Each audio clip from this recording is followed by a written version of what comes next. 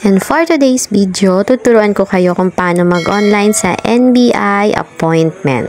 Una, pupunta muna tayo sa Google Chrome. I-type ang NBI online appointment at makikita ang Get NBI Appointment. Hintayin lamang matapos yung bilang na yan at saka mapupunta tayo sa Sign In. Mamimili lamang kayo kung English or Tagalog. Then, click lang kayo ng Sign In. Gawa kayo ng inyong account. Pwede po yan ipa-deliver door-to-door sa inyong bahay. Gawa lamang po kayo ng inyong account, sign up lamang po kayo dyan sa nakikita nyo sa screen and may lalabas dyan after nyo mag-fill out.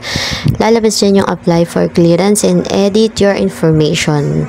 Pag may mga gusto kayong i-edit sa inyong information, pwede nyo po siyang ulitin, palitan at itama. After nyo mag-fill out ay ayan lalabas kung anong ID ang dadalhin nyo at ipapakita kapag pinick up nyo na po yung inyong NBI clearance. And i-click lamang yung I agree. Tapos, lalabas dyan yung kung saan lugar o kung saan yung mall nyo siya pipick upin. And then, yung petsa at oras. Kung umaga ba or kung hapon nyo gustong kuhanin yung NBI nyo.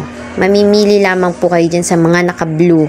Yung red ay, syempre, puno na po yan. Pag nakapili na po kayo, proceed naman tayo sa bayad. Ayan, makikita nyo, 130 pesos lamang po siya. Then, kayo nang bahala kung gusto nyo bank, over the counter, GCash, Paymaya, 7-Eleven, kung saan kayo mas komportable.